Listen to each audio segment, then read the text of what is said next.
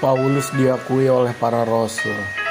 Kemudian setelah lewat 14 tahun, aku pergi pula ke Yerusalem dengan Barnabas dan Titus pun kubawa juga. Aku pergi berdasarkan suatu pernyataan, dan kepada mereka kubentangkan Injil yang kuberitakan di antara bangsa bukan Yahudi. Dalam percakapan tersendiri kepada mereka yang terpandang, supaya jangan dengan percuma aku berusaha atau lelah berusaha. Tetapi kendati pun Titus yang bersama-sama dengan aku adalah seorang Yunani, namun ia tidak dipaksa untuk menyunatkan dirinya. Memang ada desakan dari saudara-saudara palsu yang menyusup masuk, yaitu mereka yang menyelundup ke dalam untuk menghadang kebebasan kita yang kita miliki di dalam Kristus Yesus, supaya dengan jalan itu mereka dapat memperhambakan kita. Tetapi sesaat pun kami tidak mau mundur dan tunduk kepada mereka, agar kebenaran Injil dapat tinggal tetap pada kamu. Dan mengenai mereka yang dianggap terpandang itu, bagaimana kedudukan mereka? Dahulu itu tidak penting bagiku, sebab Allah tidak memandang muka. Bagaimanapun juga, mereka yang terpandang itu tidak memaksakan sesuatu yang lain kepada aku.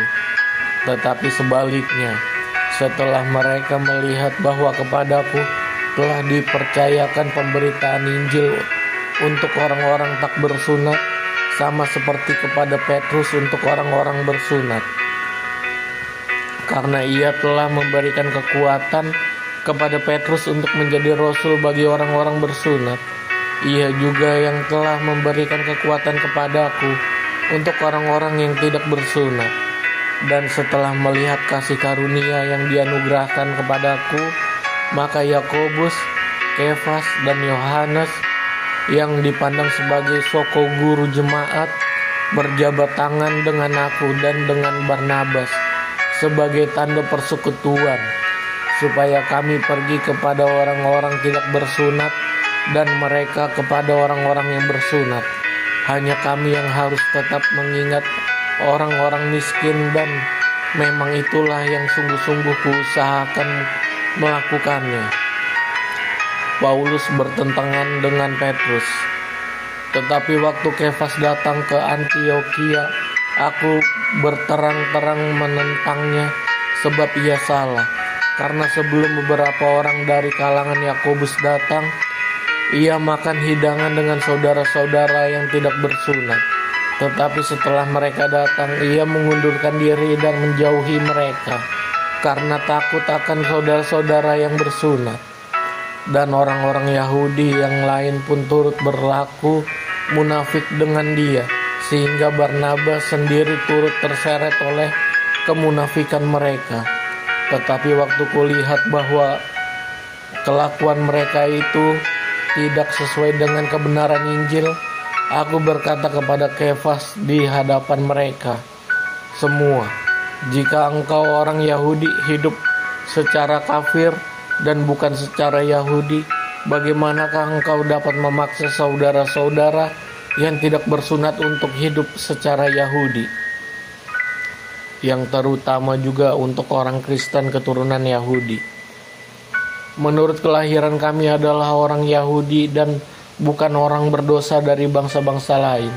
Kamu tahu bahwa tidak seorang pun yang dibenarkan oleh karena melakukan hukuman Taurat, tetapi hanya oleh karena iman dan Kristus Yesus. Sebab itu kami pun telah percaya kepada Kristus Yesus, supaya kami dibenarkan oleh karena iman dalam Kristus dan bukan oleh karena melakukan hukuman Taurat. Sebab tidak ada seorang pun yang dibenarkan oleh karena melakukan hukum Taurat.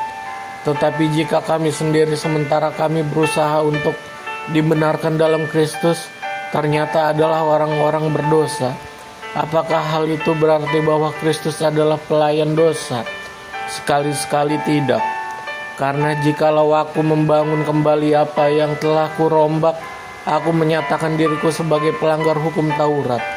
Sebab aku telah mati oleh hukum Taurat untuk hukum Taurat, supaya aku hidup untuk Allah. Aku telah disalibkan dengan Kristus.